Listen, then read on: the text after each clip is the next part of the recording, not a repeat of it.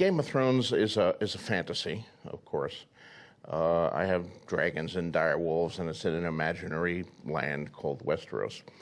And I was drawing on the great traditions of fantasy, J.R.R. Tolkien and the other fantasists who have gone before me.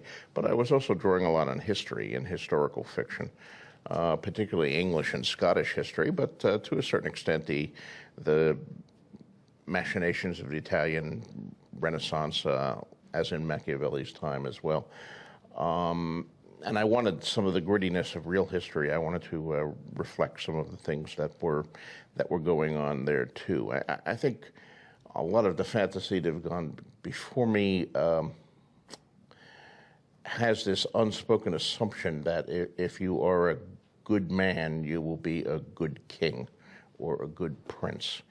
You see this in Tolkien, where, of course, Aragorn at the end is the king, and it just sort of says, and he ruled wisely for 100 years, because he's a good man. He's Aragorn. He's a good guy. But if you look at the real world, if you look at real history, or if you look at contemporary times, it's not enough just to be a good guy, you know? What was Aragorn's tax policy? How did he deal with when there was a drought and people were starving? Did he confiscate food from the rich people and give it to the poor people? I don't know. We never hear about any actual governing decisions that Aragorn had to make. And I wanted to reflect some of that. But if you look at actual history, some kings who are good men get in trouble trying to do good things, but doing good things alienates powerful constituencies for whom the things that may be good for the realm are not particularly good for them, and they rise in rebellion. It's tough to be a ruler, whether in Machiavelli's time or today or in the Middle Ages or any time in between. And I wanted to reflect some of this realistic thing and to show people facing very difficult choices where it's not enough just to say, I will be good and wise and do the right thing. What is the right thing? That's the question. But in fact, the right thing often, in the case of your characters in Game of Thrones, is vicious and appalling and murderous.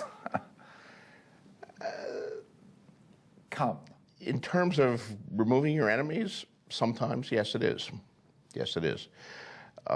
Because otherwise they may come back for vengeance, but not always. I mean, there's a level of complexity in Game of Thrones too.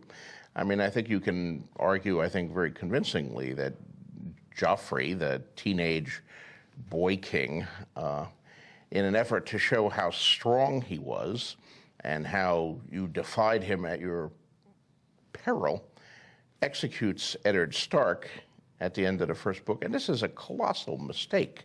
You know, the deal that was set up where Ned was going to plead guilty, take the black, go to the wall, would have removed him from the board as a political threat and yet not caused the entire North to rise in revolt, and would have been a much better solution. But Joffrey, being like 14 years old in the book, made a very childish decision. So the harshest decision is not always the wisest, but sometimes it is. I think some of the most Machiavellian characters in Game of Thrones are those who aren't born to the great families. A character like Peter Baelish, Littlefinger, who is the treasurer or master of coin, as we call it, of the realm when the books open. Although he's born to a noble house, it's a very weak noble house. His lands are a few acres and a kind of rundown tower house, and he has a lot of sheep and sheep pellets. That's his inheritance. But he has his mind, and he has subtlety, and he climbs and he maneuvers, and he has great skill with finances, which is something that a lot of the higher-born nobles consider beneath them, worrying about money and stuff like that. So he's able to accumulate more and more money and more power, and befriending everyone. He's everybody's friend. He's always very helpful, and people find him very useful to their schemes, and as a result, he gets everybody's ear. He gets involved in all these plots.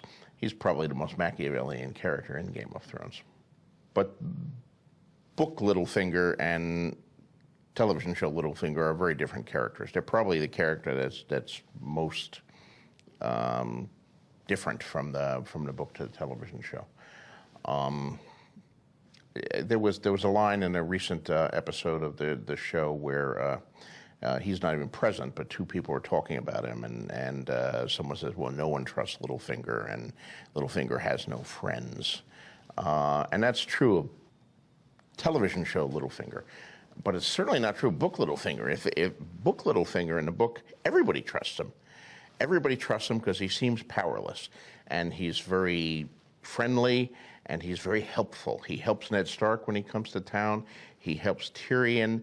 You know, he helps the Lannisters.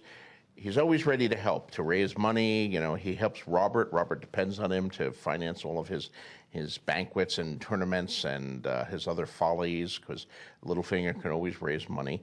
So he's everybody's friend. But of course, there's the Machiavellian thing. He's, you know, everybody trusts him, everybody depends on him. He's not a threat. He's just this helpful, funny guy who you can, you know, call upon to do whatever you want and to raise money. And he ingratiates himself with people and rises higher and higher as a result.